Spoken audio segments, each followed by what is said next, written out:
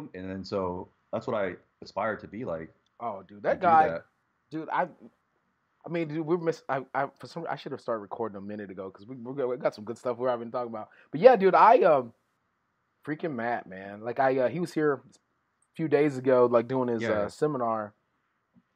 Dude, I don't know, man. Like from the time that I met that dude to like present day, like he's a realist, man. Like he really is just one of the realest, freaking genuine guys. It's just straight to the point. Mike's the same way. Um, I'm like I don't know, man. Like every time we think I'm like, there's not a lot. I put it this way: there's not a lot of businessmen that I meet that that I'm like, dude, that's impressive. right. What you're doing is impressive. Because most of the time, like people do stuff that I don't necessarily really care to do. You know what I mean? Whereas Yeah, Matt is literally doing what I what I want to do. Like I'm yeah, yeah. talking to the T, and I'm watching him, and I watch the moves he makes and everything, man. And there's even been a couple of designs. I swear to you, there's been a couple of hate designs that came out, and I literally was like, well, I guess I gotta throw mine away because it was like Oh, fuck. exactly what I want. I'm like, oh man. Um, Funny story. The when Hate put out the that camo hat, Yeah, I designed my hat. I had my camo hat ready to roll. Had my orange stitching, orange raised lettering, and I was about to drop it. And this is like it's literally my first hat that I was gonna put out. I was so ready to drop that thing, man, and the Hate hat was out. I didn't know a lot about Hate brand then. So yeah. I see this hat, I was like, oh my God, that's the sickest hat I've ever seen. Well, I let my hat sit for 6 months, man, before I put mine Oh out man. to make because I was like, well, by the time I went on the website, I was like, oh, they're all sold out. I was like, all right, cool. I'm gonna wait a couple months after they sell out, then I'm gonna drop mine. You know what I mean? Because it was Right. just like you can't. And then, honestly, I just kind of watched the brand grow and grow and grow and grow. And the next thing I know, man, like I see you guys like repping it, and I'm like, oh wow, like I know these guys. These are guys that I follow. These are guys that I look up to. So it's been kind of cool just kind of watching them because like literally the people that I like, the people that I was like, dude, if I had the budget that you have, this would be the guy I would get. This would be the girl I would get. Like he's got them Right. all. So it's just kind of cool because when you think right when you think like what, there's just so many fake people in this industry. There's so many fake people that they just tell you what you want to hear, so on and so forth. Then you meet people like yourself, like Matt. You know what I mean? Like Mike and like just I mean freaking Spencer and a lot of the you hate people, man. I was like, dude, this is what it's about. You guys are just you're super chill. You know what I mean? Doesn't matter what Fed you lift in. Doesn't matter. You know what I mean? You know, what who's your sponsor, whatever. Man, you guys are just chill, just Yeah. real super Well, I chill think because people. it's more than just the lifting with this brand, you know. Oh yeah, It's the lifestyle. Doing whatever you want. yeah. Try, no waiting. Just fucking do it. Just do Have it, fun. man. Life is short. It really is. And and when you're talking about the athletes, like like I would say 99% of the athletes don't have like huge followings. It's not about the followers. It's like No. Matt has to actually like you, and Yeah, that's I mean, it's good and bad for business, but at the end of the day, he can it's genuine. rely on us. Yeah, it's genuine. It's genuine, and I mean, and I think that's why you guys in the business, why it's so successful because it's genuine, and I think people recognize that. Like but I think the coolest thing, for me is just watching. Like we can use that seminar that they had. Yeah, So they do this free seminar, and I walk in, and part of me is like, you know what, man, man, I'll just wear my own shirt. Man, I wear a Hate shirt, because out of support for man, like, you know what, I'm just gonna wear my shirt because this is a new drop, so I need to plug this anyway. I get there and literally there's every variation of Hate shirts all through the crowd, and I'm like, you know what, yeah, man, that's what it's about. Like, it's just. And it's like people that you wouldn't expect. There's like accountants, and there's like a rock climber here, and there's like a grandmother. There's like a grandpa and his grandson. I'm like, that's what it's about. You know what I mean? And I'm talking to this granddad, man. He's like, yeah, I just got my first tattoo. I'm thinking about sleeving up. I'm like, oh man, that's sick. But I mean, it's just real cool because like I mean, it's just like there's not a lot of brands. I mean, it's not even not necessarily an outsider's brand. It's just those people out there that just you know, people that march to the beat of their own drum. You know what I'm saying? And yeah, I feel like, there's a lot of people out there that try to fit within that whole the the whole status quo. They try to fit within the the constraints of, hey, you need to do this. Eat your 3 square meals a day. You sleep your 8 hours a day. You have your family of 4 with 2.3 kids and like 1.3 pets. Like they try to stay within this, the American dream, so to speak. And then you have Right. the other 99.999% of us are like, actually, there's a different lifestyle that I want to live. So I really think Matt did a really good job about capturing that whole attitude and that whole way of life that a majority of us live. It's real cool, man. So I'm and it's like you can only appreciate it, on the outside looking in. Like, dude, I appreciate what you're doing. You know what I mean? I don't think I can do it. You know what it's similar to, and it's kind of like you wouldn't. Maybe some people wouldn't make this connection, but it's kind of like Rich Piana and the 5%. Yeah, that's actually that's such a small genre and demographic, but yeah. It was one of the best-selling supplement lines in the world when he was around. It's just because he was being real, and everybody just gravitated towards that. And it's okay to be an outsider or a weirdo or have tattoos and want to be juiced up, but this is just another version. Like, we have there's a place for you. You know what I mean? Yeah, like, exactly. Whereas, and it's weird because you don't realize like how many people on the outside actually are on the inside somewhere else. Like, so yeah, man, that's a very good comparison. Well done.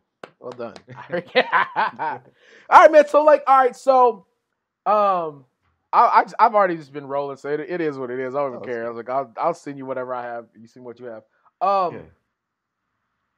So you have a little bit of time before your next meet, so that's dope.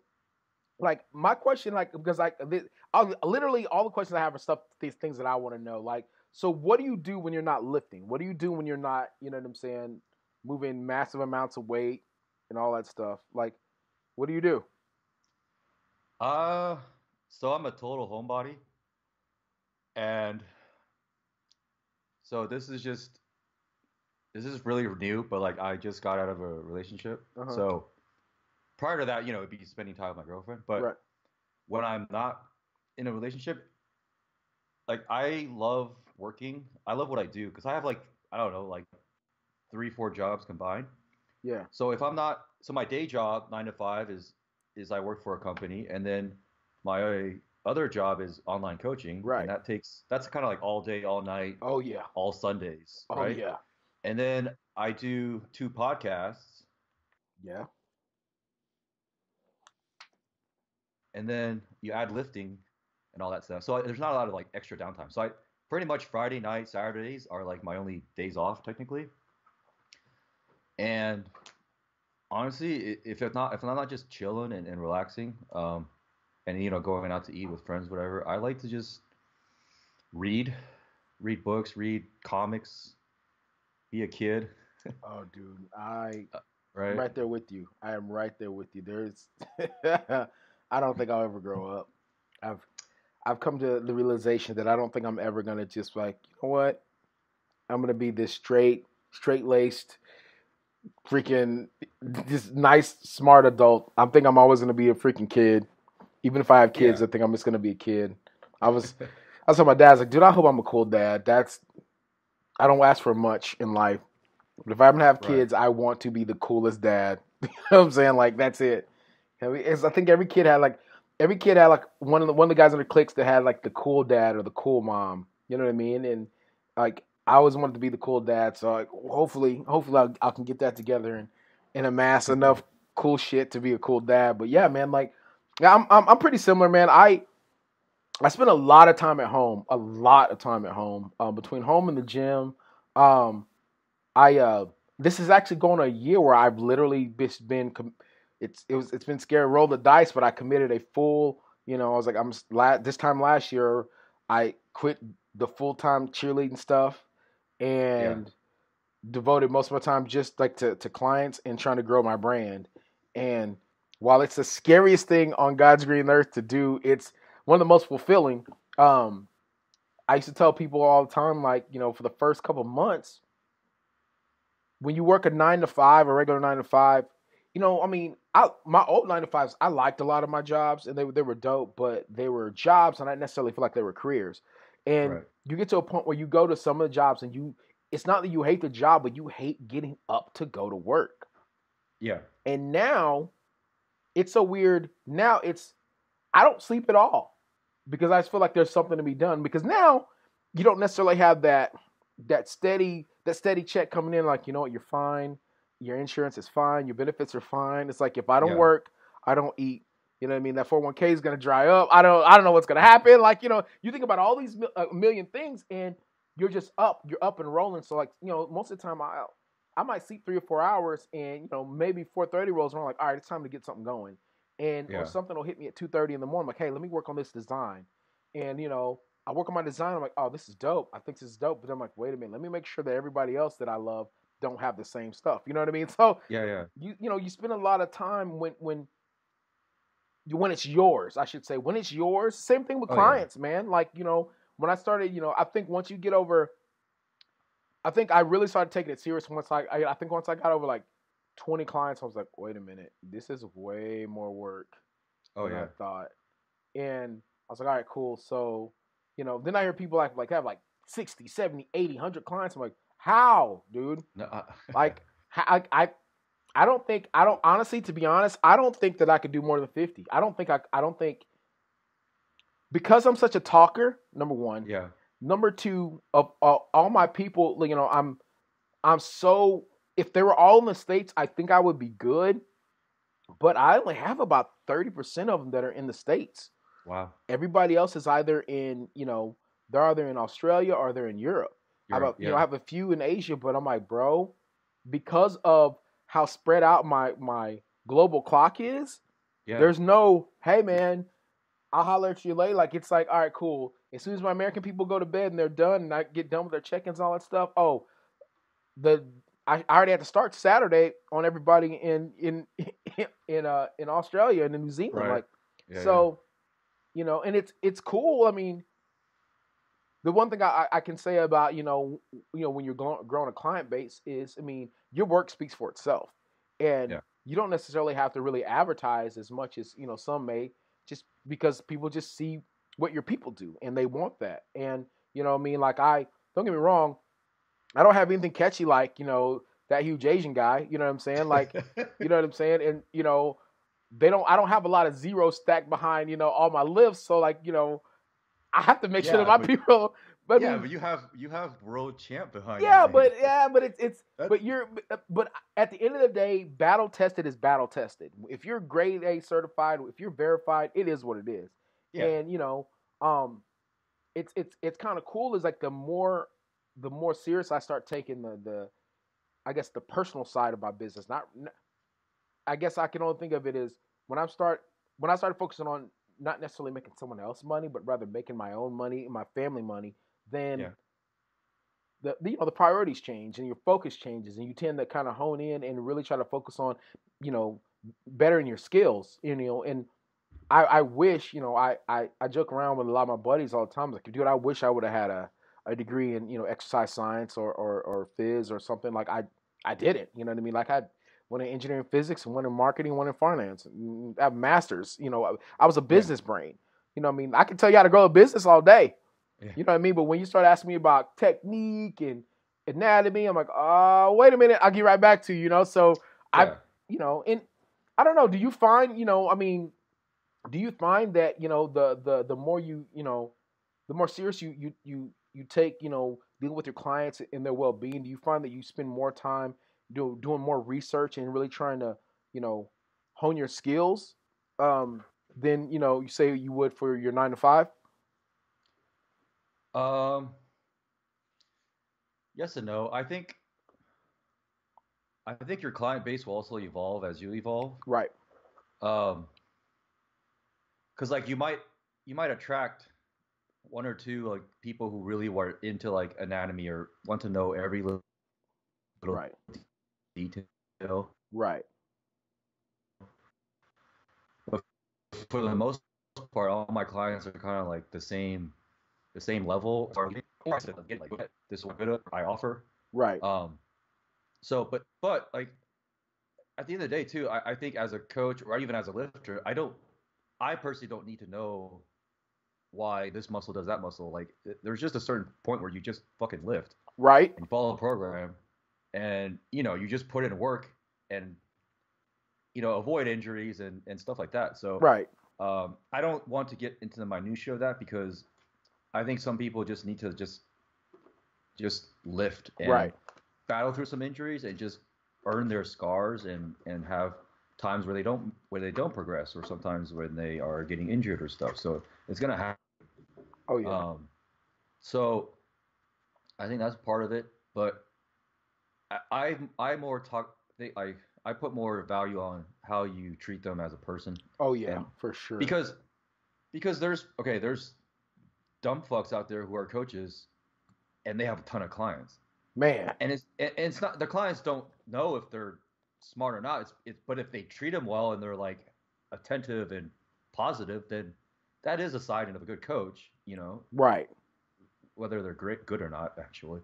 So I think appealing to the human part of them, the emotional part, I think that's what a lot of them need, because you are essentially, even though you're online, you're still, when I had coaches in football, I got pretty close to them. We Oh talk about yeah. life and different stuff. Oh yeah. So, you get your clients talking about what's going on in their life and how you help them maneuver around that. I think that's it can't all be about lifting. Yeah, yeah. You have to peel that human side of them, man. That's one of my buddies, Eric Conrick.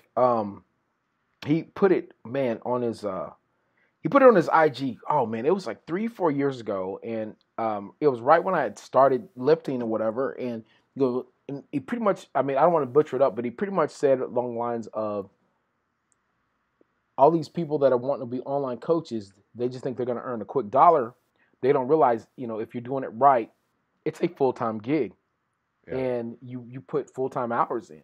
And I, at the time, I had no intention, no desire to ever even take on a client or anything like that. So I was like, man, that must suck. You know what I mean? And you know what I mean? And it was like, it wasn't until I think after like year 2 or 3, people started kind of approaching, and I mean, if you played any type of organized sport, especially any type of football or anything, you've almost been exposed to, weightlifting in any form or fashion, even if you don't want to lift the weights, but you have an idea of at least watered down version of programming. You know that if you lift more, you add more, you get stronger. Pretty much. Yeah. And by that time, I'd already had my first coach, and I learned a little bit. And as the more I learned, the more I just took my notes, and I realized, like, hey, this isn't as hard as I thought it was, but it's not as easy. Yeah. And so I was like, well, how about this? I'll do some pro bono work and see how that works out, see if these people get stronger. So, man, I had about 10, 11 pro bono people that I was like, hey, man, just let me experiment with you.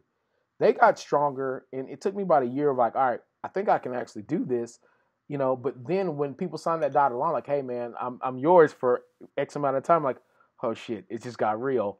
Yeah. And, but then that was one thing that you pointed out is, I found myself not necessarily talking ones and twos and X's and O's, but rather I found myself talking about, like how's anxiety, how's your family doing? Your son's about to graduate, your daughter's about to have a child, and I spend a lot of my Skype consultations, especially with my Europeans, is I spend a lot of the Skype consultations just talking.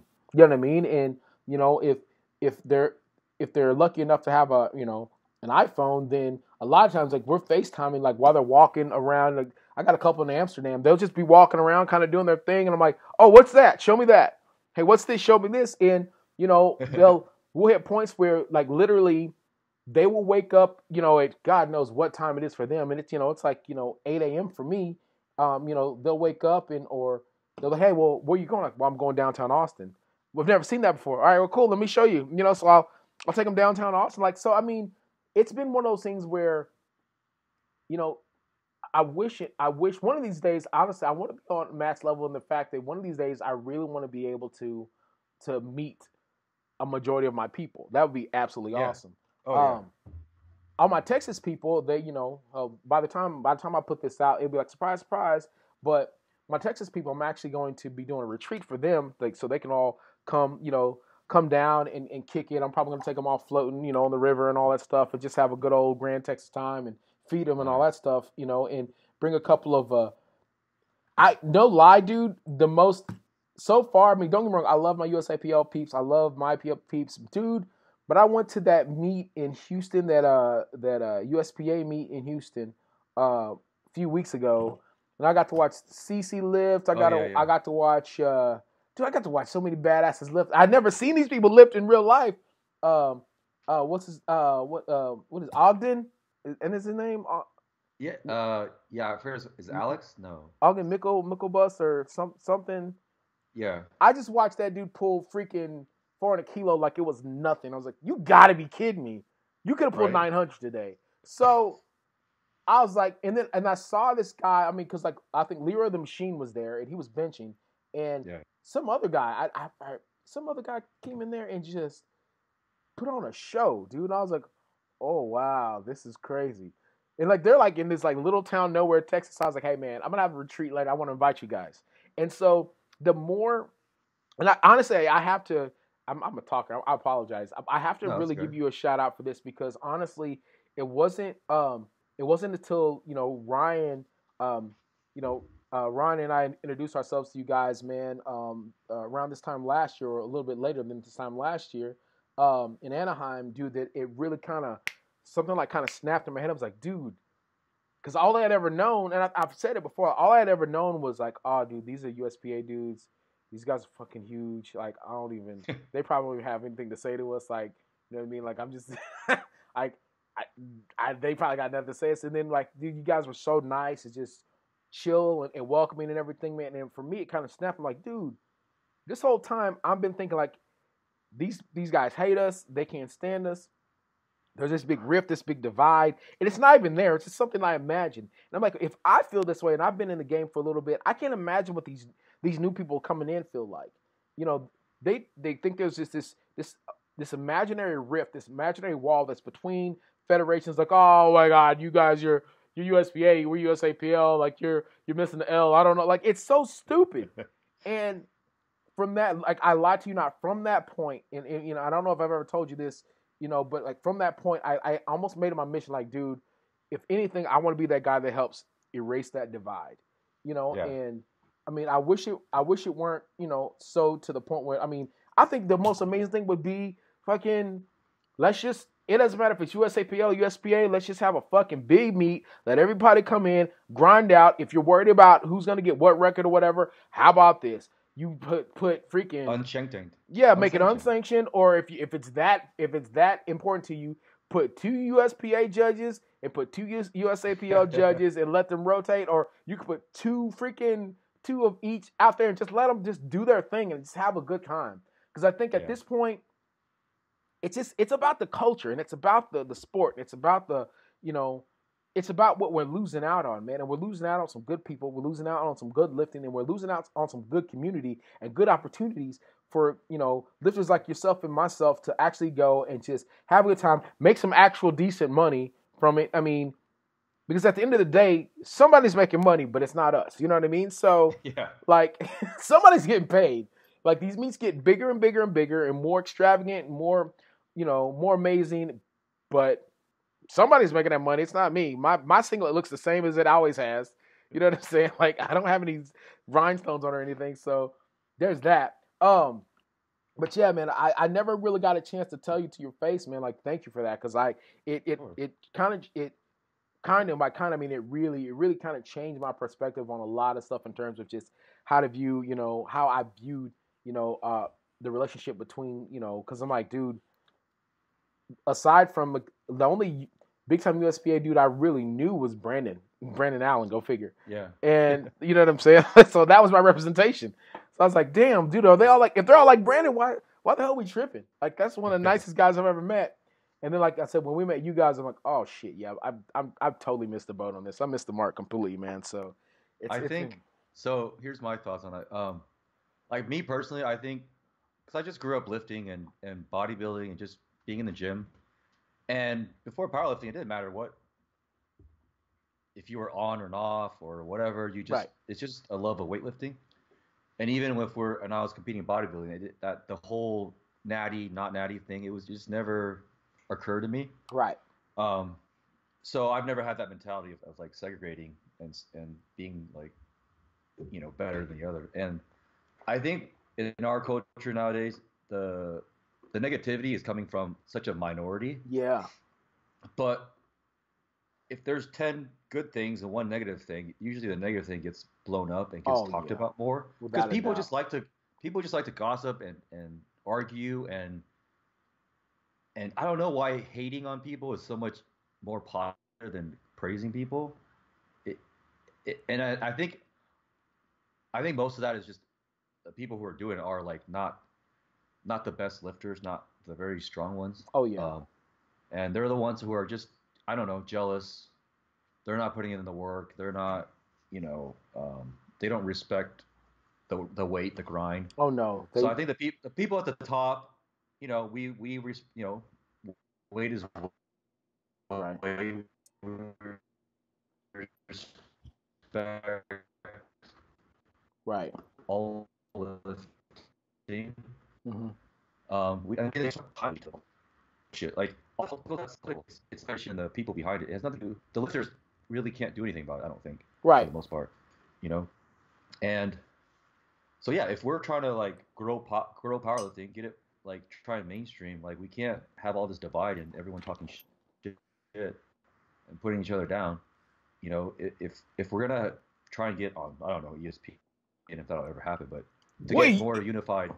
The thing is, unified. It used to be that way though, man. It used to be lifting used to be like super, super out there and like prevalent, important, and then all of a sudden it's not that it's people stop caring or anything like that. It's just that I don't know, man. I feel like it kind of people find a way to just ruin things for everyone else, and if you show enough division, amongst the ranks, if you show enough division and just hatred toward one another, I feel like it eventually kind of it just kind of just eats away at the core of it all, man. I mean, and I know there's a lot of push to try to get powerlifting to the Olympics and all that stuff, but I don't think it's ever going to happen with as much division and hatred that people have toward one another. No. It's just like a the crab in a bucket syndrome. Like as soon as somebody seems like they're getting on top, somebody wants to pull them down in order to give themselves a chance to get up top. And it's number one, it's not fair. Two, it's not smart. And three, at the end of the day, it's more divisive and it's more, more dividing, I should say, than anything. So I just feel like, I don't know, the more people see their favorite lifters like yourself, like out there, just, showing just unity and just honestly, like I said, between me and you, and then fast forward to the Arnold, like having you in my corner, I was like, dude, this is crazy. And I just remember, I remember looking over and people like, how the hell did he get back here?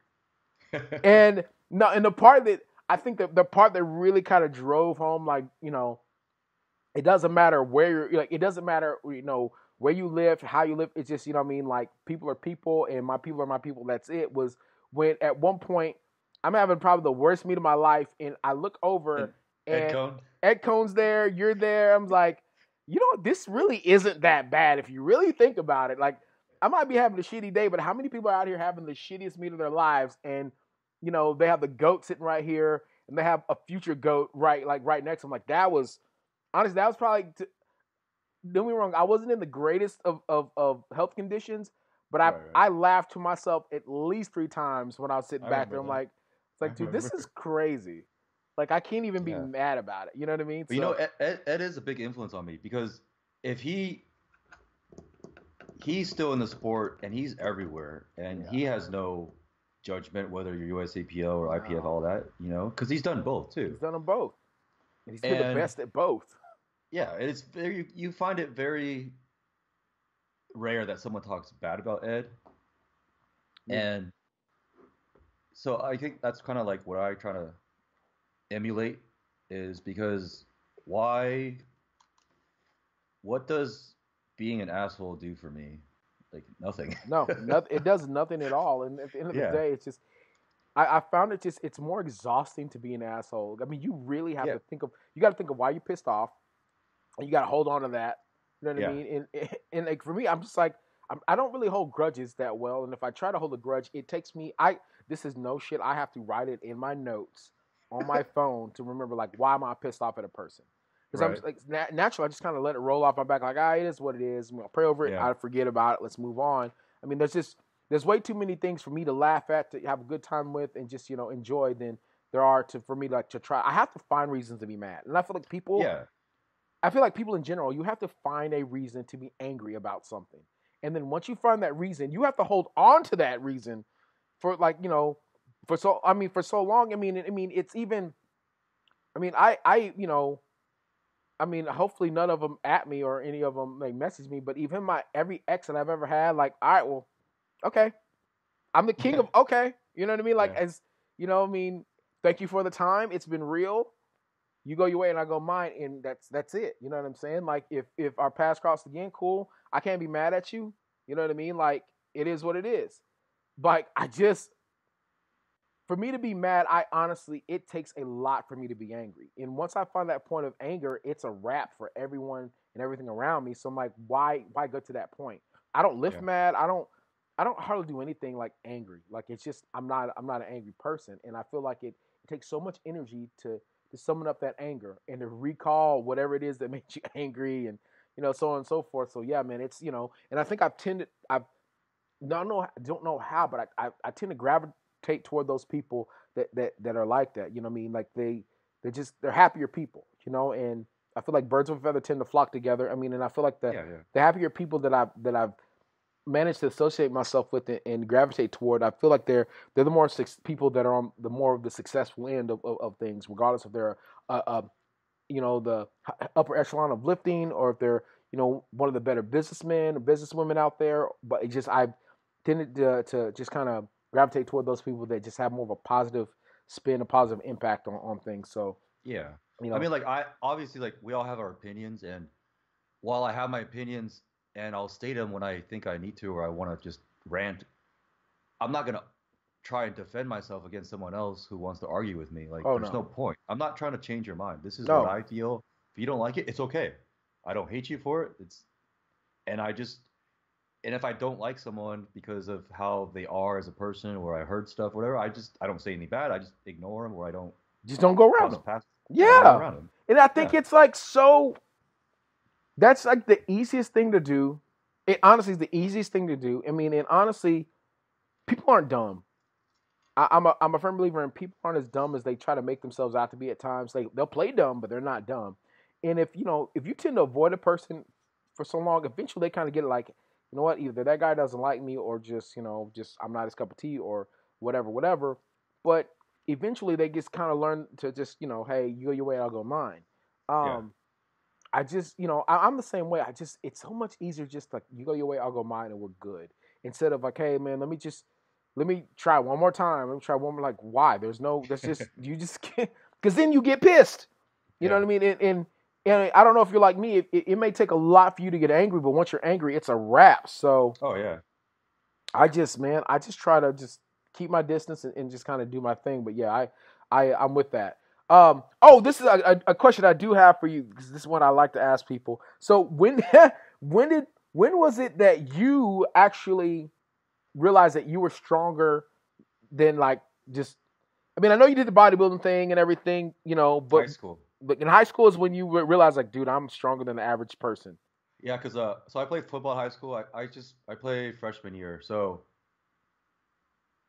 number one, I went from 190 as a freshman to 240, 260, 290. Jesus. Okay, so obviously I saw that I was getting bigger and a lot faster than everybody, and it wasn't until I don't know, and then that's when I started lifting weights too. So I was 15 freshman. So we did the bigger, faster, stronger program. And they had like a national charter ranking or something. And in high school, I squatted 500. Jesus. And then I deadlifted. And they came and did a seminar. I never deadlifted in my life before. They came and like taught us, and then I deadlifted 450 or something like that. God. So that's when I knew, and I looked at the chart or whatever, and I was like top 1%. And then this is stupid too, but like we did like a, I would say 3/4 squat, box squat. And one time we had a competition for 225 for reps. So the second guy behind me got 60 reps. I did 120 reps. Oh my god. So not only was I just now that I think about it, not only was I like stronger than everybody, I like was willing to like suffer and just push myself. Right. I cramped and died for like 5 days after. Like I couldn't walk. Oh god. It's terrible. Yeah. But that and how much I could eat, I think those two things I think are kind of just what makes me different and why I'm so big too. Because even in college when I played football, I kind of could eat more than everybody. So you were able to kind of, obviously your body was able to handle the nutrients a lot quicker. You know what I mean? So you get. Yeah, I mean, obviously I was a different body type frame back then, more football lineman type, but right. Yeah, so that's when I knew I was strong, but I wouldn't know I was like super strong until after my first powerlifting meet. Because I totaled 1868. Oh Jesus. At like 260. And then I just happened to look at the rankings. I'm like, oh, I'm pretty up there and whatever. So that was, and then I like at that time I think Dennis was like climbing the ranks. I think him and like BJ Whitehead were up the top. And so I was like 1860. I was like, oh, okay, well maybe I'll get up to like top 50 one day. I think within 6 months I had added like 200 pounds to my. God dang! Yeah, that's crazy. Yeah. And it's just if that would have never happened, I don't think I would have pursued it as hard as I have been, But I also just love it. Oh yeah, I mean it's kind of cool that you kind of mesh your competitive nature with a very expensive hobby that that you love, and and there's some way to quantify and rank your progress. It's I think I for those that actually we talked about it yesterday. Taylor Atwood and myself, in that you start doing these meets, and I mean, obviously everyone has their first total, everyone has their first meet, but sometimes your first meet, your first total is your last meet and your last total. Like a lot of people don't come back. Yeah. Some people get bit by the bug, some people don't. Some people, like myself and Taylor, it wasn't even. I did okay my first meet, I won and everything, but I think what it was for me was the people in the community and just how everyone. You get addicted to it, and then those same people, you get to a point where like, all right, when you first start. I mean, and I'm sure it may have been like that for you when you first start. There's people that you start with, and you're doing similar weight or a little bit more than them, and then the day hits where those people that you were lifting with, that you were doing those meets with. You're not doing those same meets with them anymore. You're doing bigger meets, and your total's way bigger. And while those people are still doing well, they're just not doing as well as you do. Yeah. It's just like your strength grows. Like everyone gets stronger, but just some people's strength grows to like this nth degree, and you're just like, dude, how am I getting so much stronger than everyone else? I mean, we're all doing the same thing. We're all lifting the same weight, but for some reason, my body responding in a way that their body's not responding. It's, some people call it genetics, some people call it hard work. I'm just like, dude, part of it's just luck. Like, some people just get lucky. They win that lottery, like, hey, dude, I'm working my ass off, but my body's going to respond. And I tell people a lot of times, like, my body responds as hard to my work as I do for my work. I work my ass off, but my body's like, I got you. Let me grow for you. Let me get stronger for you, and so a lot of people just don't have that, they don't have that ability, or it just doesn't happen as quickly for them. So it's kind of cool, like I said, for me on the outside looking in, watching you gargantuans, man, because not only do you guys move this stupid amount of weight, but you also have some of the greatest technique, and for me, that's, I think you guys, like, you're, those guys, I want to say anybody above the 250 to 275-ish, I'll even say 280. When I see a guy moving massive amounts of weight, but doing it with just this amazing technique, it's honestly one of the most beautiful things you ever see. Because honestly, in terms of just for a little guy like myself watching you guys, it's like the big boys, we expect them to move a lot of weight. They're big dudes. Like there's no cap to how big they can get. So therefore, there's no cap to how much weight they can move. It's still impressive, but it's amazing watching a guy 250 to 275, freaking strapping on freaking 800 plus pounds, 2 and 3 times body weight, whatever, out there just burying it, standing up with it like it's nothing, racking it, getting a couple breathers, going back out, benching 500 to 600 pounds like it's nothing, chilling for a second, and then going over and pulling 800 plus like it's like, I'm like, that just doesn't exist. And the thing is, it's not sloppily done. It's done so nicely. I mean, and for me, that's like one of my favorite parts of watching you lift, because I'm like, dude, like, watch your squat. There's never a question of your depth. It's always like on point. Freaking your bench is always solid. Your deadlift is always freaking deadly. I'm like, and I think that's my new thing that, again, that was a thing we talked about last night was I feel like it's cool to have a super good deadlift and a badass squat and an awesome bench. But for me, the new trend is who's going to be the best badass total lifter. Like who's the best who's out there, who's a total lifter, who's out there that he has a phenomenal squat, he has a phenomenal bench, he has a phenomenal deadlift, and watch him put it together. Because, like when it's like I feel like we're in this new golden age of powerlifting right now, and guys like yourself, you're putting up numbers that have never been seen before. You know what I mean? And like don't get me wrong, like I'll never have the type of numbers win Kern. Nope. I'll never have that type, you know what I'm saying? But right. It's badass to watch guys like you. I mean, and I know I say we don't talk about lifting a lot, but I mean, it's very rarely to have the chance to brag on you to your face. But it's awesome to watch you guys just do these amazing feats of strength, and then walk away from it like it's nothing. I think that's the key word there is walk away from it like it's nothing, man. I don't know. I don't know. It's funny because you say that, because like even now I still like you too. I watch all these guys, especially in that range. Like the 225 to 260 range.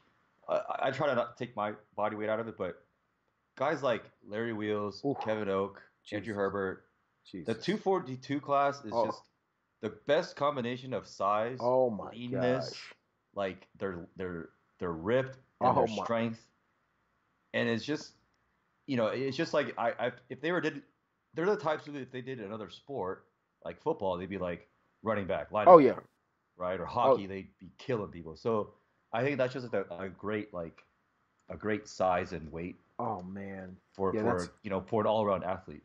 Very well put. Yeah, because they definitely look the part and play the part. Yeah, but you know what I think that I take away from you guys, in the USAPL, IPF world is you guys have way better game plans and are way more thoughtful when picking attempts. Like you guys, no, I mean, I compared to us, it's night and day. You ask Chad this, but there's just way more strategy for the most part. I mean, there's going to be off and everywhere. Oh yeah, I think for the majority compared to the other federations, the non-tested, I think you guys have a better,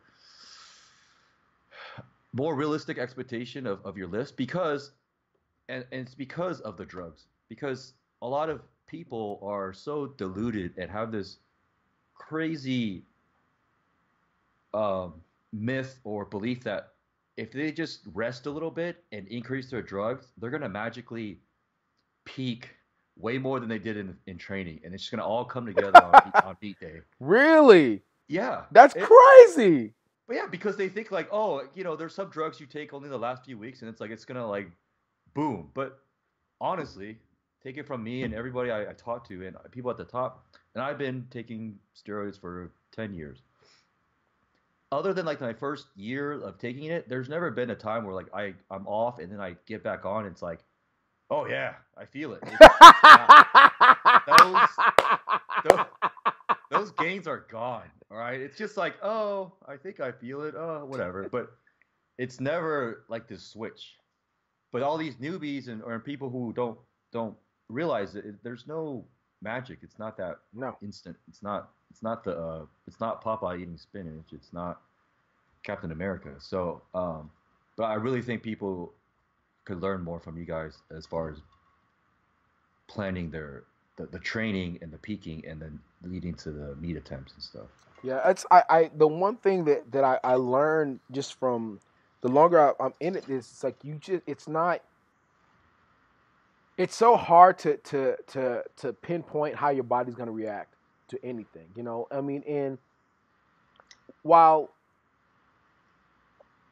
I can honestly say there's guys that treat the whole idea of behind game day lifting and adrenaline as like, hey, I'm gonna get out there and I'm gonna have this adrenaline spike. I'm gonna oh, the thing I always hear is, oh man, you're gonna get that taper, you're gonna feel so good, Right? Yeah. and man, you can get out there in front of people, that adrenaline's gonna kick in, man. You'll be able to pull like, dude, that is yet to happen for me.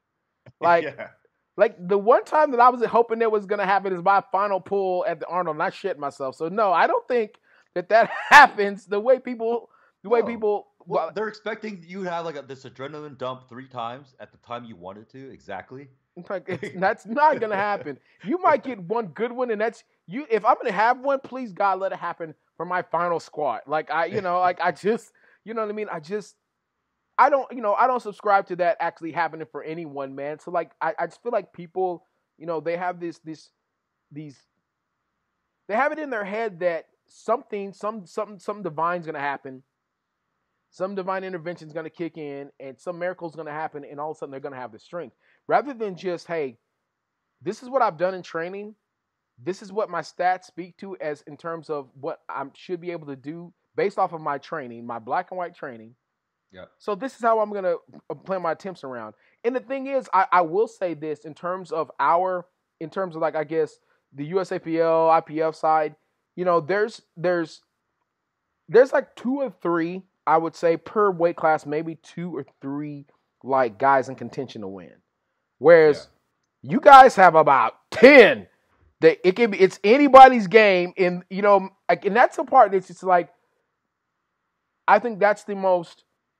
Even me, when I was watching you guys lift at Kern, I was like, dude, my palms were sweating the whole time. I'm like, it's anybody's game, man. Any one of those guys could win. You know what I mean? And, whereas, you go to, a USAPL meet or whatever, you go to Raw Nats, I mean, there's pretty much, even if you throw in 2 to 3. Yeah, there's like 2 to 3. There's usually a break, you know what I mean? Like a 20 to 40 kilo break in between everybody. Like, all right, cool. We know these guys are going to be competing for the podium.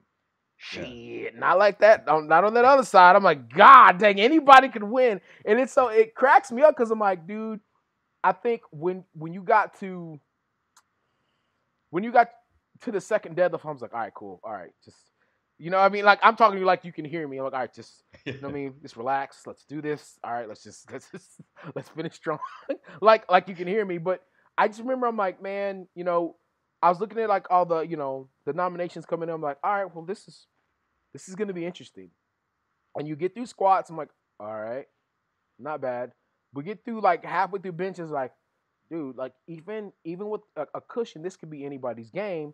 You know what I mean? And I honestly, I don't think I actually relaxed until after like the final deadlift. Probably after no lie, probably till after you got on the podium, like, all right, cool, we did it. Like, you know what I mean? Like, it was, and it's crazy because more so now, and I'll admit, I had a few people that I followed at the time, but I became way more interested, not just in, the IPL and the USPA, but just in all federations in general after meeting a lot of you guys, and just like, hey, this guy lives right up the street from me, and I never knew he existed. This girl, freaking, I didn't even know who Cece was, dude, until freaking like 6 months, 8 months ago. I'm like, you know what I mean? And don't get me wrong, while I love Steffi Cohen, oh God, I love her so much. I love her so much. Yeah. But Steffi Cohen was the only non-IPF lifter that I really knew of in terms of female that I was like, all right, cool. And I mean, of course, Susan Salazar or whatever. I mean, she's a legend, bro. Like, if you don't know who she is, like, you're under a rock. So when I heard Cece's like, where have I been? Like, I feel like I'm a well-informed lifter. I should know better. And I was pissed at myself for not knowing. And then when I actually saw her lift in real life, I'm like, oh my God. I can only again, there's only a couple of lifters that I've ever seen that I'm like, holy shit. That's unreal. When I watched Jen Thompson bench 300 plus like it was nothing, I was like, okay. When I watched Kim Wofford pull 500 like it was absolutely nothing. Yeah. I was like, okay, this is something. You know what I mean? Like, and Yeah. I've seen, and it gets seeing a guy lift. I mean, I expect a guy to move massive amounts of weight. Yeah. First of all, we have testosterone, coursing through our veins. So we better be able to move something. But dude, to see these ladies move this weight in such a dominant fashion was just unreal. Until I saw Cece, I'm like, this is not even fair. Different level. It's not even fair, dude. Like, I've never seen a 600 plus Wilks happen before my very eyes, and she did it so easily. That's the part I was like, you gotta be kidding me. And of course, my ass went home and I said, like, I need to work on my squat. I need to work. Maybe I should switch to high bar. I need to do this. Like, it makes you question everything you've done as a lifter. Like, I need to do better. But yeah, it's just I think I'm more impressed just by. I mean, again, I don't care if you're on. I don't care if you're off. I don't care what federation you lift for, dude. When you see, at the end of the day, we all have the same skeleton, bro. You know what I'm saying? It's the same. I don't care if it's Ray Williams or myself. We all have the same skeleton. It's the same force that's being put to see you guys throw this weight on and just move it.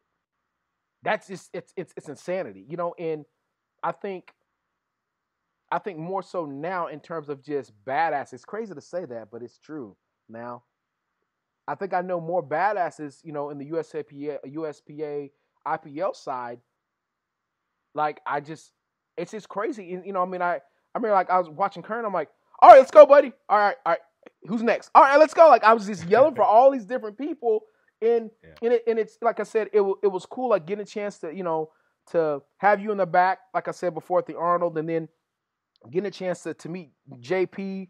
That shit was huge for me. Because, like, I just think the guy's hilarious, so get a chance to meet those guys and to see Rob, in real life, for a second time. And, it was crazy, but, like I said, I think you pointed out earlier, like, there's nothing like meeting Ed. There's nothing. You're never gonna, Ed is Ed, and it's just funny when, seeing all these guys and, just like, oh, that's awesome. But still the fact that, like, even now, Ed'll message me just like, or he'll like a picture or something. I'm like, oh shit, dude, Ed just liked my picture. Like, right, yeah. Like he hasn't liked, you know what I mean? It, my last year when I won my first IPF championship, my parents wrote me, everyone wrote me, in my family. The first message I got was Ed Cohen. He was the first message that I got. Wow. And like 45 seconds later, he sent me a friend request, and I'm saying like, oh my God. And I remember, I'll never forget, because I was on the way to Ireland at the time to do a seminar. And I was like, all right, cool. That's crazy. And then, like, and I've seen him, 3 or 4 times since. And, every time I see him, he's just super nice. And, he sent me another message. And, it's a super nice guy, man. And then I think about it, I'm like, well, if this guy who, he's been literally the Michael Jordan of powerlifting for so long, you know what I'm saying? And he's been everyone's hero. He's they try to make him out to be a villain for so long, you know what I mean? And he's still marching along, just doing his thing, impacting the game, doing his thing. And I'm like, dude, if this guy right here, like you pointed out, like if this guy can walk around, shake everyone's hand, be nice to everybody, doesn't judge a person in the room, then who am I? Right. Am I any different? Like, I'm no different. You know what I mean? So I think, I think you pointed out, that was probably the coolest thing to point out, was that if Ed Cohen can do it, you can do it. Anyone can do it. You know what I mean? Like, we're all in the same community, man. And it's not like it's that huge of a community. If you think about powerlifting, and just not even in just business-wise, just in terms of the fitness industry, it's not that big at all. No. So, and it's definitely not like bodybuilding. Holy shit. You know what I mean? Like, you actually get some help from your competitors. You know what I'm saying? Like, your competitor might actually yell for you. Your competitor might actually wrap your knees. Your competitor might actually help you put on your belt. You know what I'm saying? Like, so I just, it's just cool it's cool to see the evolution of the sport, but at the same time, it's cool to see people find, success, within the sport. So, dude, like I said, I have a billion questions, man. I can ask them all day. So, like, we talked about it off the I guess off record, but like, so what's your next Your next meet is? Okay, so my next like real meet that I'm picking for is Reebok Record Breakers. That's November 11th. So I think I'm like, I don't know, 2018. I don't know. Anyways, but in the meantime, there is going to be a local meet. Well, because I'm like 15 minutes away from Anaheim. It's the Anaheim Fit Expo. And just like last year, I did it. Last year I did on a whim. I did it like three days out because they had a dropout, and um, like Steve Dennison, president of USPA, like we work in the same office because I work at Iron Rebel, and he just saw me one day. He was like, "Hey, we had a dropout. You want to jump in here?" I'm like, "Well, yeah, sure," because I wanted to do it. I wanted to do it like 3 weeks out. I was like, "Oh, I could do it." Because like at the time I was rehabbing from my torn quad from last year's Kern, Right. or last year's Open. So by that point I was pretty healed, and the prize money is 1250. So that is a large amount of money. Hell yeah. Comparably to the other meets that have money. It's not life changing, but it'll add up. Oh yeah, for sure. Okay, so I'm gonna hop in that because on that same weekend there's Boss of Bosses and the tribute meet. Okay, so the likelihood of someone doing Anaheim who is going to out Wilkes me is slim to none. And it sounds cocky to say, but there's literally like 12, 15 people in the world who can out Wilkes me, on any given day. Right. But other than that, I could just put on a decent training day, go 85% and win 1250. Yeah, which is smart. And then I've some people like I might think like, oh, that's fucked up of you to go to a local meet and just take money from them. Like, why? It's not anyone's money. No. It's up for grabs. That's exactly. Yeah, if you wanna have a complaint about it, beat me, right? What a dick. So, yeah, but in the long run, it's not just 1250 because I also get money for placing from different sponsors. Right. So in the end, it's a good payday, and for me to go and lift, which is what I love to do, and get paid to do it. Like I don't know how long I can lift for. Any day could be my last day. Exactly. So I'm gonna lift and do what I love and make some money out of it. You may as well. So, I mean, because at this point, I mean, if you don't do it, someone else is. You know what I mean? So yeah. I mean, and it's actually in terms of strategy wise, that's a super smart strategy because I mean, it's gonna be spread so thin between the bosses and freaking the tribute. Like you literally might be, and it's crazy because I was like, well, shit. I thought like, well, his name's definitely gonna be in the tribute, and then I didn't see it. I was like, whew, okay, cool. So if I end up, if I end up doing the meet, I'm like, all right, well, that's just one less person that I'm have to try to chase to the money. But yeah, man, it's just crazy, also, man. Also, too, like I'm not gonna peak for it, like I said. So I'll be at that point. I would be like 12 weeks out from my real meet. So that's just a nice, I don't know, semi-testy day to see where I'm at. But last year I totaled 2050. This year, and I this is already my plan, but who knows what'll happen. But I'm probably gonna just go 6 for 6 and try to total 2100, and that'll just kind of let me know where I'm at. Oh my god, dude! But talking about numbers, so me and like Chad, I interviewed Chad last night, and he had a really good point, and I've been guilty of it. I'm sure we all are, where we're so focused on, we're so goal oriented, like numbers oriented, like hitting this number, hitting that number, instead of being more process oriented. Right. So, like, for the last year, I've been chasing the total world record, right, by Stan before Larry broke it, because I knew Larry was gonna break it, because, I have no problem saying Larry's stronger than me. He's way gifted, and if he stays healthy, he's gonna be one of the greatest of all time. Oh yeah. So I was on a chase to break it before he did it, because I just wanted to do it. So I was trying to just pick the nearest big meet that I could do it the fastest versus just having a longer off season, just going through the process of improving all my lifts slowly, adding 5-10 pounds every week, versus just I need to get this one total. And sure enough, my last 2 meets before this last Kern, I tore my quad and I tore my knee. So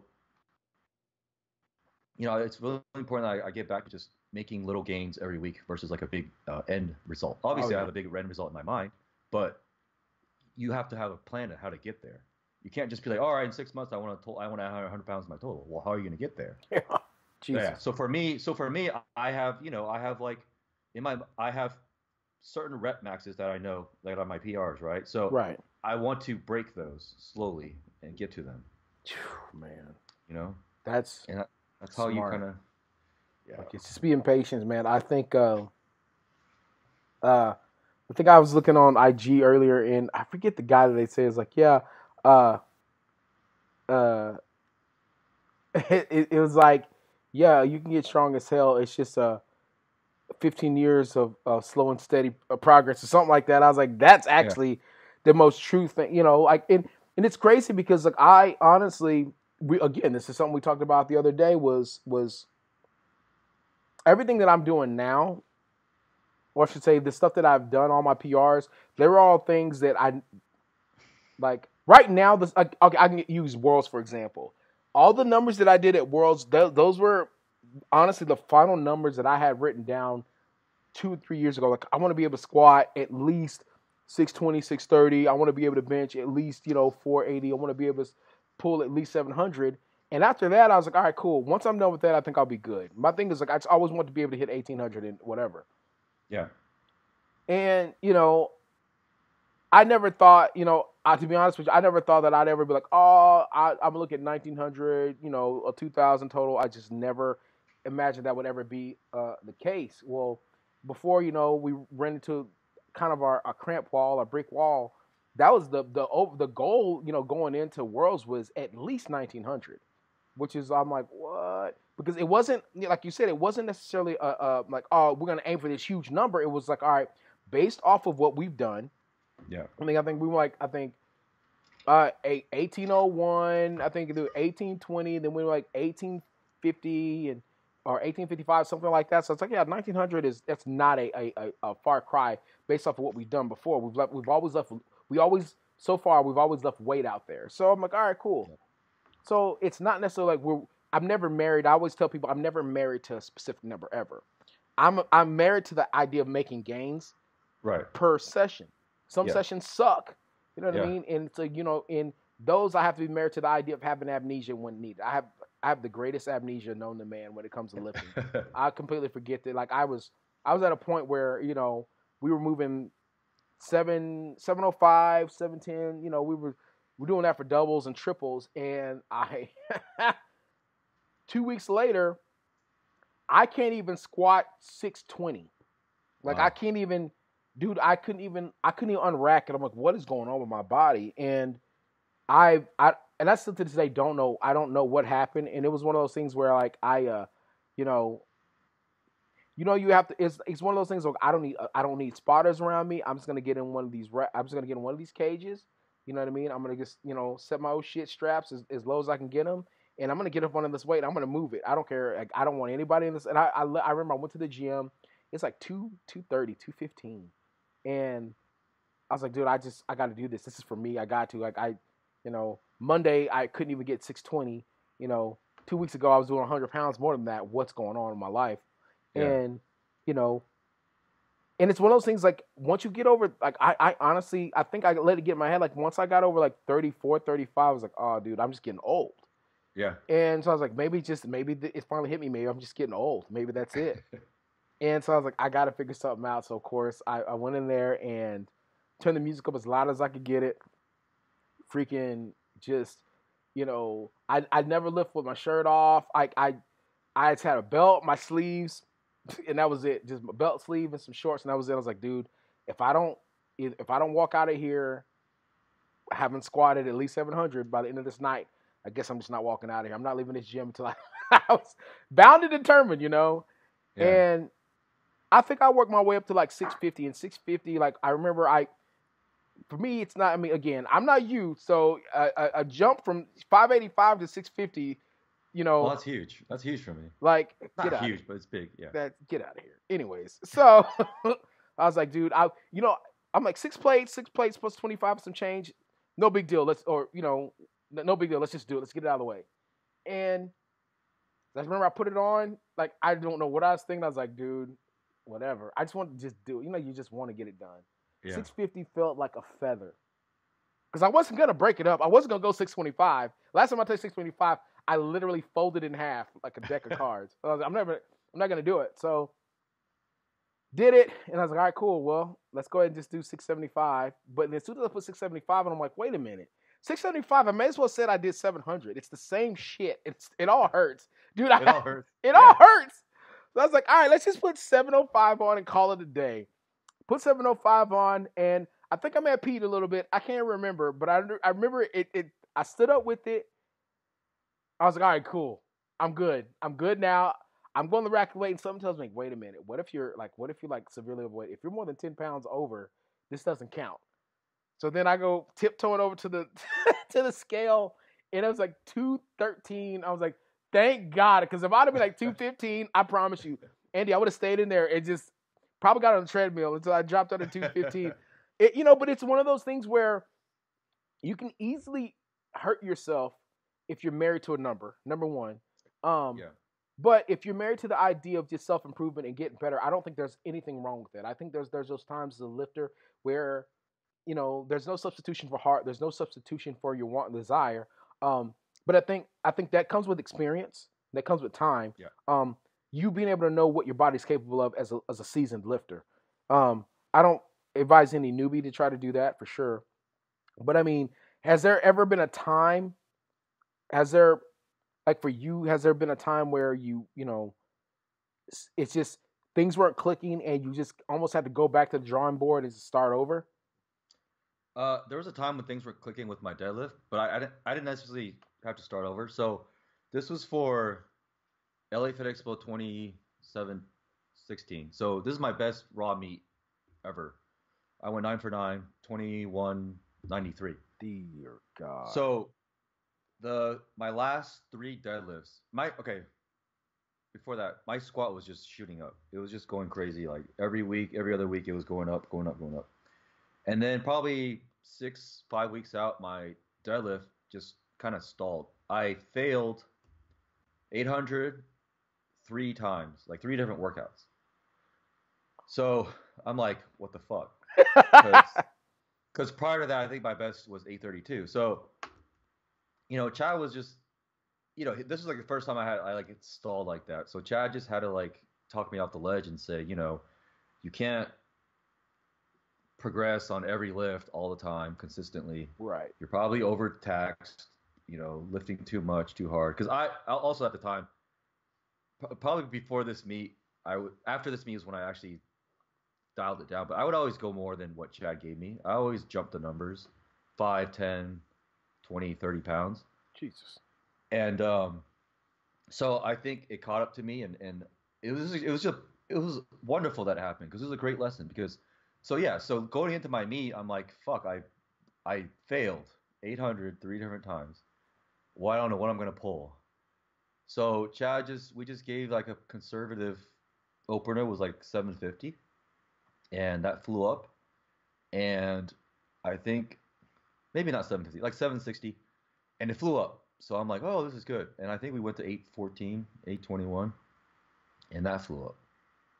And then I pulled 843 that day. So that was like one of those great lessons in failure, where, you know, every prep is not going to be the same. Man, it's not always linear.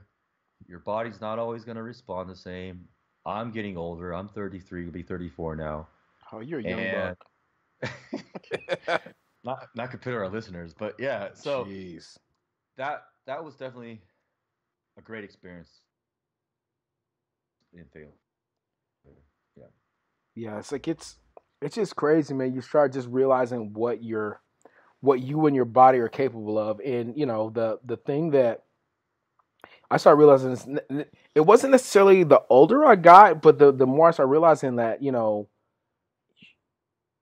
when I was younger, I could say this. When I was younger, when I first started, I actually started when I was 32, 33, so it doesn't take much.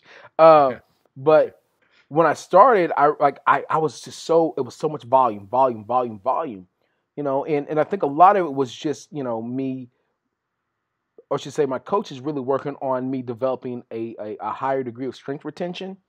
Yeah. And more so now than ever, like my last couple of blocks, like I actually just started working with Mike Teixeira and Ross Lepela in reactive training systems. But before that, when I was doing my own stuff for about a year and a half, I just started really focusing on dropping my volume, but really making sure that the intensity was a little bit more aggressive. And it seemed to work a lot better for me. Because, I mean, I guess when you're those newbie games, I feel like they're almost, it's like watering grass, when with that volume. Like you really help, it helps develop that strength retention and that base strength that you really need to really make those jumps and those gains. But then I got to a point where I feel like it was being more counterproductive. It was just more wear and tear. I feel like I was hitting the wall a lot more. And the body's so adaptive to things that you do. Like you forget, like, oh shit, I don't have to do again 8 sets of 10. You know what I mean? With at 80%, I don't have to do that anymore. I can literally you give me 90, you know what I'm saying? 5 singles, I'm gonna come out feeling like a freaking champ. And it helped. It really helped me, just kind of wrap my mind around the whole, just not everything worked for everyone. No. And so and again, a lot of it's just, goes to, I can attribute to just, learning from guys like Chad, learning from guys like Mike, learning from Bryce, learning from a lot of these guys out there that are they're master programmers, master coaches, and they're battle tested. Yeah. That's a huge thing, for me. It's like, I mean, it's awesome. Like we kind of touched on it earlier. Like there's a lot of people out here that are coaches, but they're dumbasses. And that just because you're an amazing lifter doesn't necessarily constitute that you're going to be an amazing coach. But I'll say this. However, I would much rather a battle-tested person that's not necessarily, they don't have to be fully educated in it all, but a battle-tested coach they've been to the mountaintop a few times. They have a body of work that speaks to them, being able to help you get stronger than just some newbie that's just gonna, charge you, X amount of dollars. Now, don't get me wrong. You get a lot of people that reach out for like, hey, I want, do you do coaching? Yeah, I'll do coaching. Well, how much do you charge? And you can tell them, you can charge, hell, I charge $100. Well, but there's a guy that's charging $20. There's a guy that's charging $50. So let me tell you something right now. Yeah.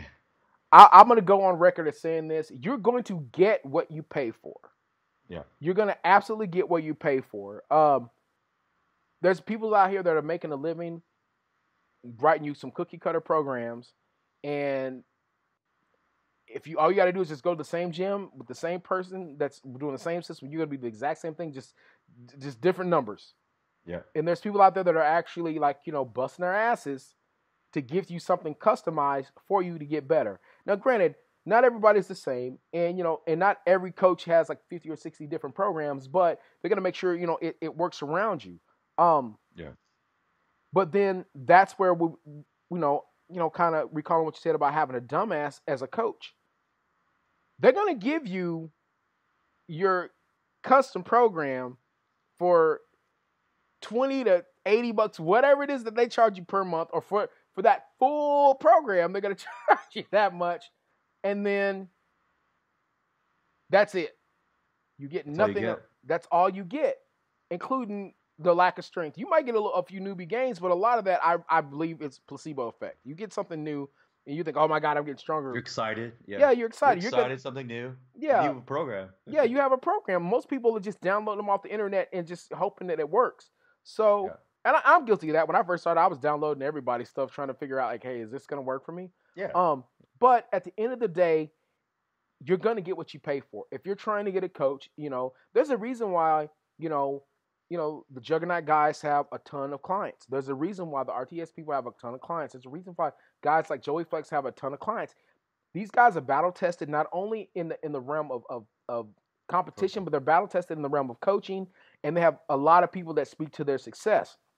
And I'm a firm believer in, I can't charge what a Jug charges. I can't charge what a Mark Teixeira charges. I can't, because as a coach, I'm not quite that battle tested. I'm battle tested all damn day, in the, on the platform. But, I feel like everyone has to work their way up. And until you're at the point that you can, that you can't charge everything that you want to charge, you know what I mean? Because one, as a coach, I feel personally right now as a coach, I'm not worth that.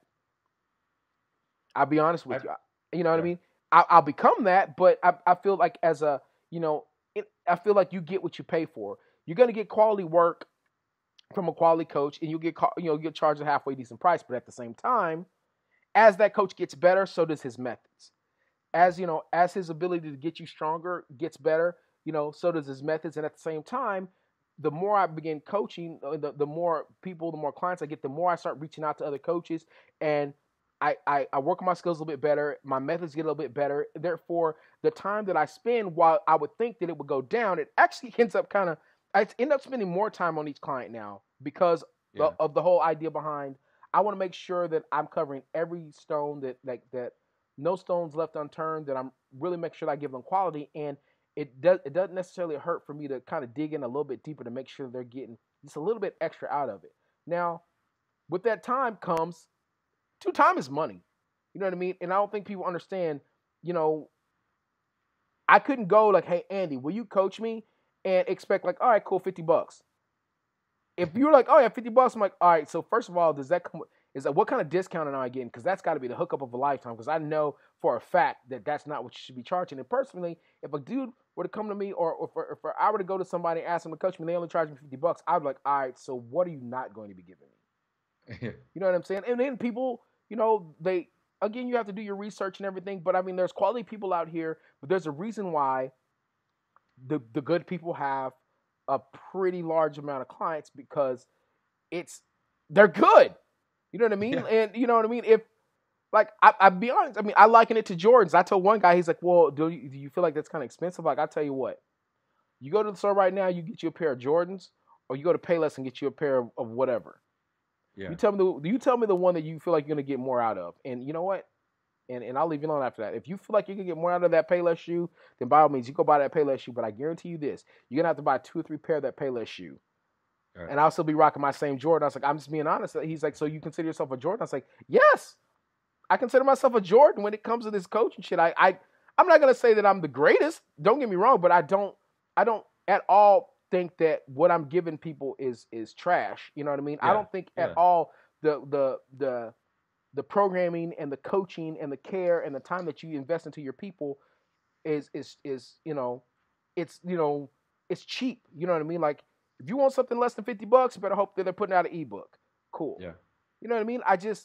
There's so many, do you get that from people sometimes? Like, when they ask about pricing and all that stuff, like, do you end up getting more? I mean, well, I'm not big time, I'm working on it, but I mean, do you tend to get a lot of inquiries sometimes, and people kind of shy away once they find out, oh, I actually have to pay for this? Yeah. So the DM stuff, when they ask, and it's always like, hey, quick question. Yep. And it's not a quick question, right? So if I get a question that's like more than a sentence or 2 sentences long to answer, then I just tell them, hey, that's too broad of a question, or too specific of a question, or it requires a lot more than just an answer. You're gonna have to like coach or hire me for training, or coaching. But also I'm at a point where I don't take beginners, so I have a initial questionnaire, but I also ask them in the kind of like, hey, what's your level at? Yeah. Because I just don't have time to explain to someone how to like squat, like the fundamentals of squatting. I don't, because it's not as big of a challenge, and it's a lot more high maintenance to take a beginner and make them stronger. It's really easy. In that part, it's easy in the X's and O's, but in the hand holding and maintenance, that's too much. And I'd rather take an above average lifter and figure out how to make him great. So back to what you're talking about, you can't agree on like the best ever football player, basketball player. Right. But there's an upper echelon, right? Right. And there's a reason they are, because they have a reputation, because they have the experience, the results, and all that. But you can't expect to not pay for that. Oh man. Like I just don't understand, and I think that's the problem with social media. Everyone has so much access to us, right? Yeah. Like some of the bodybuilding coaches. Let me just tell you, like the top ones, like George Farah, Chris Aceto, these guys are like $2,500 per coaching. Jesus. Okay, and you can't just access them. No. So that's the thing. Why would you pay $50 for half-ass coaching if $100 gets you 10 times the results? Exactly. And it's not like you have to pay for it for a whole year. Yeah. You could get 3 months. Invest 3 months. And also, I think that another thing that people really should invest their money on, besides fucking Romanellos and SPD belts, is a hands-on seminar. Yes. Like, go to these seminars. Oh my gosh, you learn dude. so much more in person, or someone can like put you where you need to be and touch you, move you here and explain. But also, you, especially if there's one with like one-to-one coach, you get to hear different versions of the same thing, like said differently or phrased differently or different like example. So I think the in-person seminars are you can learn way more. You know, I've never heard and I'm gonna be honest with you, that's probably the smartest thing that I've heard in the longest time from anyone, especially for a newbie that's trying to get started, for even with experienced people. Hell, I mean, you know, as many seminars as I've been in, as many seminars as I've conducted at this point in my career, I can honestly say there's not been one that I've gone to, have attended, or been a part of that I haven't learned something from. You can always learn. Yeah. And it's actually, even if it's one thing. Yeah, like and that might be the one thing that saves you as a lifter. You know what I mean? Everybody, I think the one thing that people have to realize that, you know, I mean, some people get into powerlifting because they have access to us and they see it's glamorous, and I mean they're strong initially, but they don't realize the work it takes to maintain it. The biggest thing that was passed on to me from every lifter that I've ever really looked up to present day was, this shit is not a sprint, it's a marathon. Yeah. And if you want to have any success in this, you just expect to have to commit at least 5 years of your life to really see the gains that you want to see. And then from that point, it's about honing those skills and trying to get better, like building off of that. And it honestly, I didn't see big numbers, or comparatively, I guess, big numbers to what I'm used to until after about year 4.5, year 5. And I didn't really start seeing the success internationally until after, again, year 5. It's so far it's all held true. But the one thing that I wish that I would have learned that you just pointed out was, I wish I would have gone to more seminars at the beginning, because I mean they're far more prevalent now. And I mean, you know, I think every lifter, it's not necessarily about making money now, but I feel like every good lifter at this point that feels like a responsibility to the community, that wants to give back in some form or fashion, they somehow, some way find a way to conduct a seminar of some sort to make sure that the people not just have access to them, but have access to the information. I feel like as a confident lifter, I think back in the day, people just felt like, oh, if I tell these people my secrets, they can beat me with them. But I feel like now it doesn't matter. It doesn't matter who you are now. Like, everyone has access to the same type of stuff. It's just that your delivery of the message may be, you know, to the point that I can actually understand it a lot better than, say, you know, I can use, for example, my old coach, Ben Esgro, one of the smartest freaking individuals that walks the planet, but his delivery, dude, unless you speak science to an absolute T, you don't know what he's saying. I mean, the guy can't help it. I mean, there's a lot of guys out there like that we know out there that are like that. Like, they're so smart, so highly intelligent, just this high functioning intelligence that not a lot of people possess, that their vocabulary is just $10 words. I'm like, dude, I don't know what you're talking about. I'm sitting here, I lie to you not. We'd be on the phone, he'd talk to me about just a simple squat, you know, and just trying to talk to me about my mechanics. And sometimes I openly admit I'd be Googling on my phone while he's talking to me, like, dude, what are you saying? Or I'd take notes.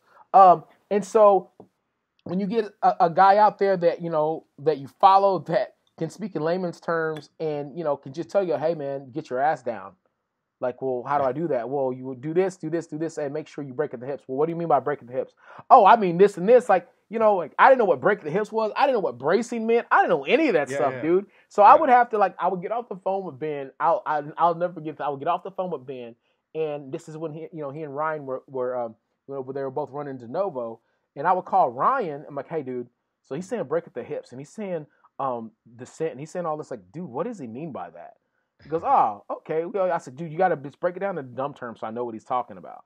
And it took me a minute to figure, because, dude, I mean, it's just the terminology alone. You know what I mean? It can be daunting and a bit, for some, especially when you come to the USAPL side. Good God, the terminology alone and just all the stuff that you have to go through, man, just to break through. You're like, dude, this is a daunting task, and it's a bit intimidating at first. And it's funny because like it's such a, if you view it from the outside looking in, if you walk up to a USPA guy, you'd be like, oh, dude, your side is so much more like lifter friendly.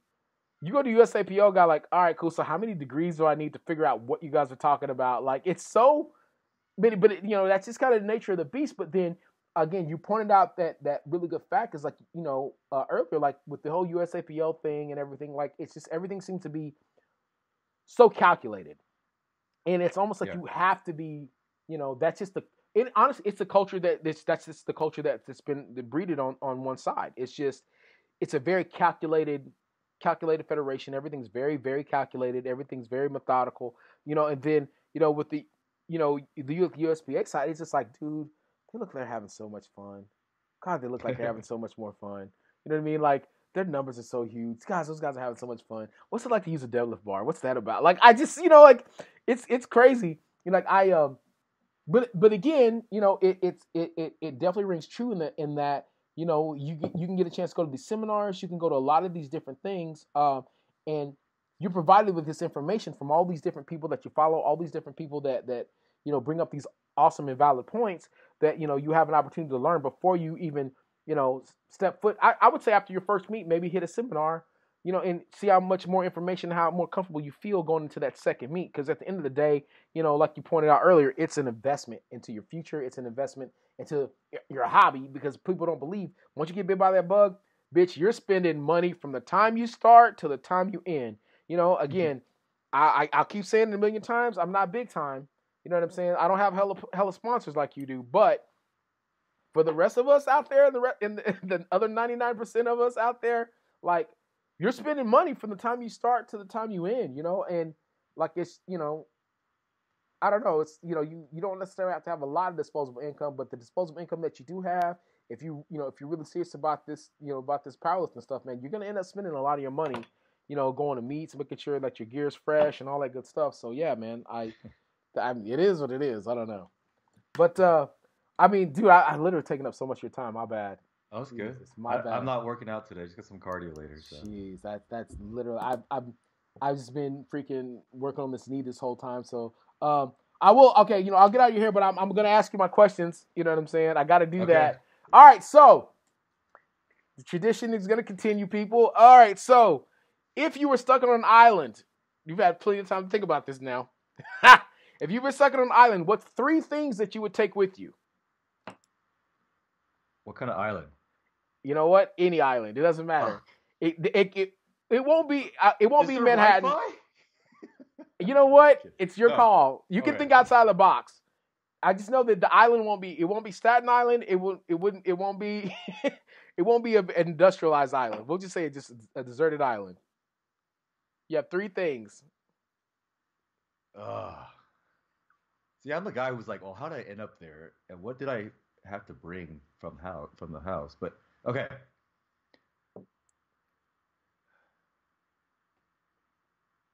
I guess I would just want my. Okay, this is if I knew I wasn't getting off for a long time, or maybe never. I want like a generator, right? And oh shit, a laptop. Okay.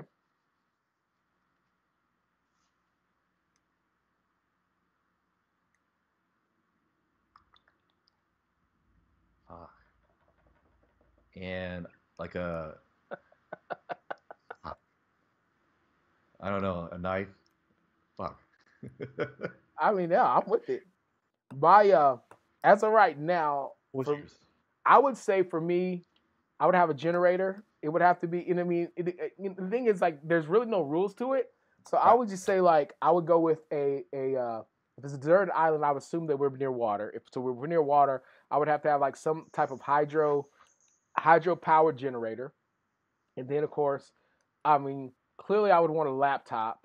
Um, I just assume the best, so I assume that I could find food. So Yeah. I think I can make my own, but then I would probably look for a satellite router of some sort and a laptop, and I think I'd be Yeah. good. Like I think those three things, they would keep me sane enough. If I were stuck there forever, I mean, as long as my laptop you know didn't break down, I think a satellite router. I would be able to have the internet, so I'd be good. You know what I mean? Hopefully, I could be able to hit somebody to come and get me. If not, then I'm stuck there. But at least we could be able to look up how to survive on an island. But again, that's my that's what I got. I mean, if I were to be like super whatever, I'd be like, all right, just give me a genie. A genie. Or like 40 virgins. I don't know. That would, to be honest with you, I never even thought about a genie. Shit. Right. I'm gonna have to start making rules. I'm gonna have to start making rules like, all right, no genies. Right. Or it's like something you could actually physically buy or get. Yeah. Oh yeah. Yeah. Gave me a mythical creature of any sort. Because like, well, then I would just call upon Neptune to just part the seas and let me walk home. And then my final question, like we talked about, let's go with.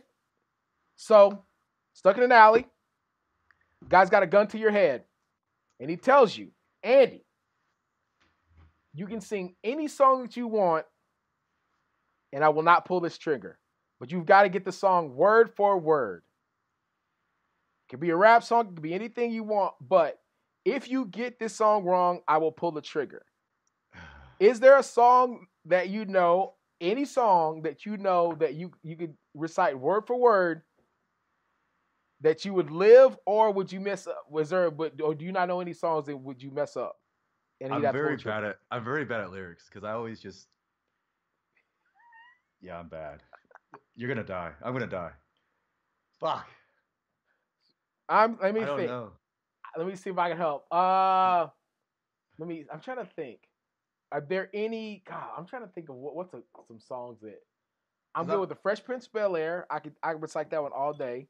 What else am I good with? I'm good with Hammer. With Can't Touch This. What else am I good with? I'm good with the Gilligan's Island theme. I'm good with almost all TV themes. Let me think. Commercials. There's a few commercials out there that I'm good with. Like, I don't think I would die, but I think the thing that would kill me would be performing them for 20 seconds. I mean, it's probably funny to hear, but I probably could sing all the words like a love song. I'm not sing, but know all the words to a love song. There it is. Because they're easy to remember. Like Whitney Houston. I always love you. Boom! There it is. Do you have 20 seconds? Yeah, let's go. Here we go. I'm not singing. I'm just you don't have to sing. Okay. If I should stay, I would only be in your way. I'll go, but I know I'll think of you every step of the way. And I will always love you. I will always love you. My darling, you. Bittersweet memories, that's all I'm taking with me. So goodbye. Please don't cry. We both know I'm not what you need. And the chorus, and I will always love you. I will always love you. 20 seconds, you did it. Yes. So you're alive. Whitney did it. Whitney saved the day again. That's what's up. Dude, that's like, honestly, that's probably my favorite part. I like I said, what did Ray Williams is probably the funniest dude. I'm gonna have to link you guys up. You gotta have him on your podcast. You would crack up. What did he do? He did what did he do? He did Five Finger Death Punch. House of the Rising Sun. Oh, okay. And he legit, like, I said, I send the questions early and everything goes, man, I've been waiting for this. I'm like, what? And he had it queued up in the back. And as soon as I gave him the mic, he's like, all right, here we go. Started the music and sings the whole thing. I'm like, dude, you got too much time in your hands. You know what I mean? But yeah, dude. But yeah, man, I'll get out of your hair. Quick question: where can you be reached? Where can well, everybody follows me probably already follows you anyway. So, but where can you be reached? We'll both shout it out. So, Instagram at @that_huge_Asian_guy. I just got back into Facebook. I don't know why I've been off for like 8 months, but I think it's just another thing I had to like keep track of. But Andy Huang, and I will have a YouTube. I mean, I do have a YouTube. It's Huge Asian Guy, and I'll be up on there. Like, you are the official first guest of my new interview series. Whoa, let's go! Let's go! And then I have a ton of sponsors. I guess I'll just name, all of them. Shout them out. Okay, we got Herb Strong CBD oil. Code is Panda10.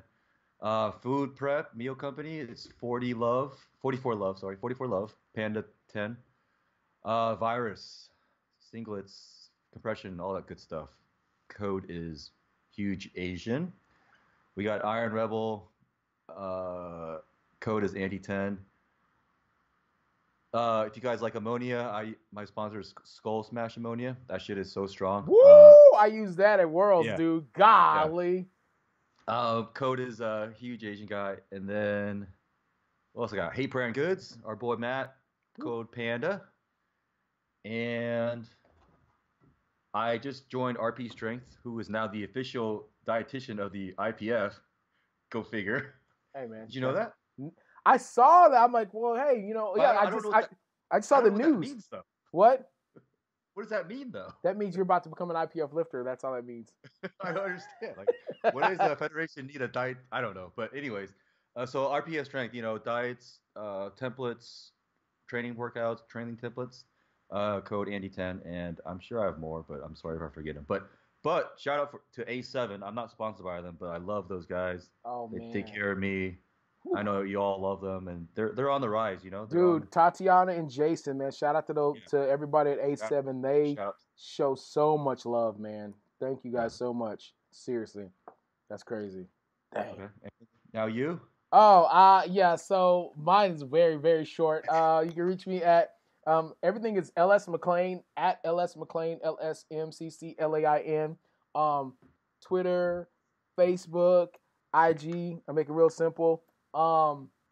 Let me see. I have my own clothing brand. It's McClain and Circle. That's it. MCCLAIN_CRCL. Let me see. Sponsors. I told you I'm not as big time as this guy. Shout out to SVD. They're my first OG sponsor. Been with them since the beginning.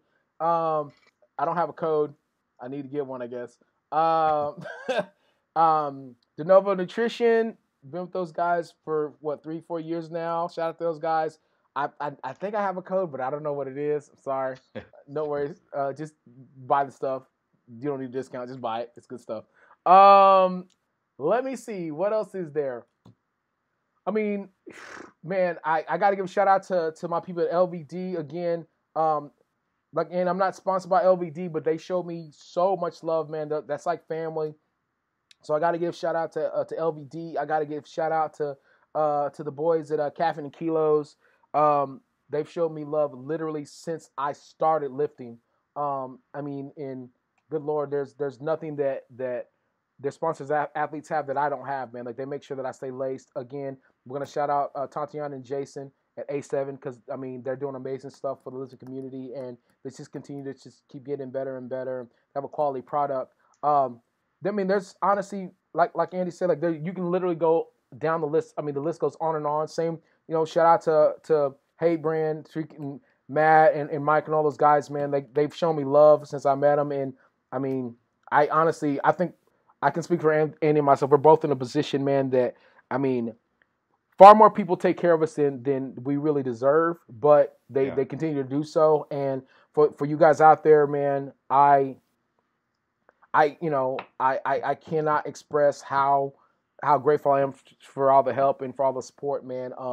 Again, if you're supporting me, make sure that you follow this guy. You follow Andy. Follow his freaking journey, dude, because it's an awesome one to watch, man. He's like literally one of the strongest people and nicest people you're ever going to meet. And the cool thing is, it's not a rarity now to have a strong, nice guy in the lifting world, but he just happens to be one of my favorites. So you should just go ahead and follow him and make sure you're on top of that. If you're supporting Andy's movement, don't worry about me. You'll see me hide behind a crack somewhere. I'm just a little black leprechaun that just does my thing. But everybody that's listening to these podcasts, everybody that's watching this thing on YouTube, man, make sure that you just keep hitting that like and subscribe button, man. Make sure that you keep up with Andy and what he's doing, dude, because he's doing some amazing stuff, man. And I'm sure this won't be the last one of our projects that we get cracking, man. But Andy, again, I thank you so much for letting me be a part of this, man. And I mean, I really cannot thank you enough. I just appreciate it, dude. Oh no, absolutely. I appreciate you coming on. I've wanted to interview since the Arnold, so it's just been a crazy busy life for both of us. Oh, yeah. I'm so glad that you rebounded back from the Arnold and took back took that championship again. Jeez, got the man. chip, reigning champ. That's huge. That was huge. I honestly, huge. It was a nail biter, man. I think if I don't end up doing this, if I don't end up doing that tribute meet, man, and if the coaches don't let me, which I don't know what they're gonna do, we're talking about it tomorrow. Actually, go figure. If they don't let me do that meet, then I think I might try to make my way down to Anaheim and check you out, watch you win that money real quick, and then let you take me out to dinner because I know you'll be good for it because you'll have the check. Yeah. So, but yeah, man, for sure. I appreciate it, man. But by the way, though, so along the lines of you asking like what I like to do when I'm not lifting, it's kind of weird, but I want to get back into traveling a lot, kind of like what Matt was doing. Oh yeah. So I am going to be traveling the country a lot more. So like July, I'm already going to like San Jose, Denver, and then August, New Jersey, and somewhere else. But I'd love to come down to Houston one of these days and get a lift in and hang out and stuff. So yeah, we'll definitely what I'll try to do is I'll make sure between now and then, I don't even care if people hear that. I'll make sure between now and the next time you get a little downtime, I'll try to reach out and see if we can nail down a date or two to get you down here, man. You can stay at the crib if you want. We'll get you a hotel or something, and just try to get you down here, man, and maybe let you put on a seminar or something, and just kind of give people your expertise. And because I guarantee you, your following down here is huge. I'm telling you right now. I've got enough requests for you as a guest, and I've got enough people asking like, "Hey, would you ever do a seminar with that guy?" I'm like, "Well, yeah, cool, yeah." So, I mean, the biggest thing is just, I want people around this area to really get a chance to be around, super elite, world-class lifters that are putting up some stupid numbers. And, I mean, very, very, very rarely are do people have the opportunity to be around, people like yourself and like Ray and like a lot of these guys, Dennis and these guys that are in the top, 0.0005% of the lifters that are breathing right now. It's unheard of, man. We're living in a day and age where this combination of strength, speed, and power just hasn't existed before, man. So I want as many people, just because I'm a fan, I want as many people exposed to you as possible. So we're definitely gonna try to nail down a date or two that we can get you down here, man. Yeah, because I think that'd be real cool. I think people would thoroughly just let me know when it's not so hot down there. I'll be there. Well, good luck with that ever happening because it's always hot. So you got to give me your definition of hot. It honestly would have to be around November. It would around November is when it gets kind of like, eh. So no, I think September will be a good time because I'll have competed in the Anaheim and then I'll have some downtime. So yeah, man. Yeah, we'll try to get you down here. Like, yeah, we'll try to nail down some dates, man. So by this time I'll already posted it and it should be out, man. So if any of you guys have an idea when you feel like Andy should come down, definitely message me. Let me know when some good times for you to for him to come down, and we'll try to get that cracking, man. And my man, thank you so much. I appreciate you. All right, bud.